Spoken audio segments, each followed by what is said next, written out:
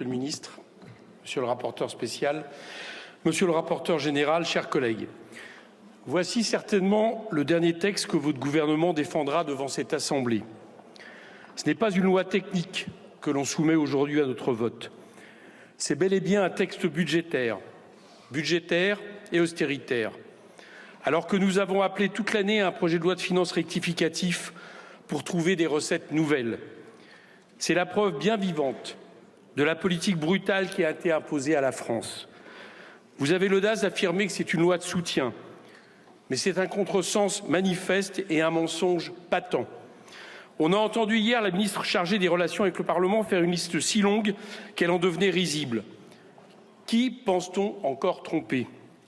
Mettre seulement 230 millions d'euros dans la reconstruction de la Kanaky Nouvelle-Calédonie, alors que le chaos provoqué par l'incurie de l'exécutif a causé 2 milliards d'euros de dégâts. Et appeler ça un soutien, il fallait oser.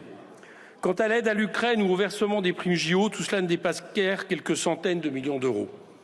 Alors que vous avez annulé des milliards d'euros en 2024, d'abord par décret en février, puis par ce PLFG en cette fin d'année qui porte mal son nom parce qu'il s'agit bien en réalité d'un projet de loi de finances rectificatif.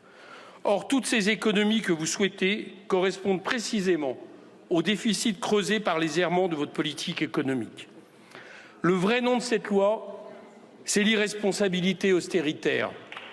Derrière l'écume des quelques mesures annoncées, on ne voit que le raz-de-marée des coupes austéritaires. Elles ont été décidées arbitrairement tout au long de l'année et ont privé nos services publics de moyens pourtant si nécessaires.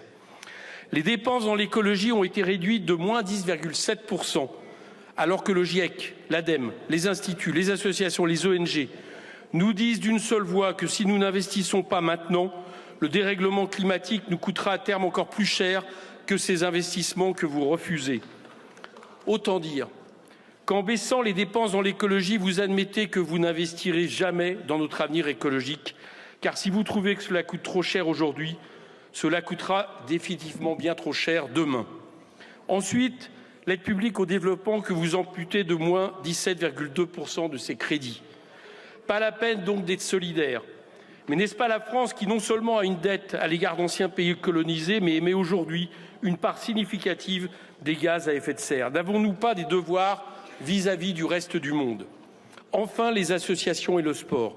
Moins 11,3% de leur budget cette année.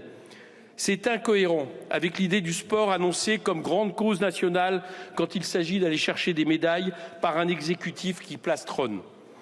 N'oublions pas les 820 millions d'euros dont vous avez privé l'enseignement scolaire cette année, les 400 millions d'euros que vous retirez au transport et les 50 millions d'euros en moins dans l'audiovisuel public. Que l'on ne vienne donc pas nous dire que cette loi de fin de gestion est nécessaire ou qu'elle est bénéfique.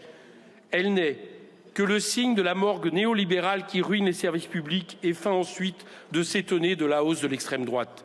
Cette ruine des services publics, de l'hôpital, de l'école, c'est la conséquence directe de vos coupes budgétaires déraisonnées et déraisonnables. Pourtant, ces coupes étaient évitables. Il y a encore de l'argent à aller chercher pour financer nos services publics, sur les comptes en banque des ménages fortunés qui participent insuffisamment et des grands groupes qui profitent des crises et de la mondialisation. Nous vous l'avons démontré en trouvant des majorités pour proposer un budget socialement et écologiquement responsable. Mais vous nous en avez refusé le droit en esquivant le dépôt d'un projet de loi rectificatif. Si cette loi était rejetée, il n'y aurait pas de chaos, contrairement à ce que vous clamez et ce que vient de dire mon collègue David Amiel. D'abord, même sans ce texte, les fonctionnaires seront payés. Cela n'a rien à voir et il n'y aurait aucune interruption.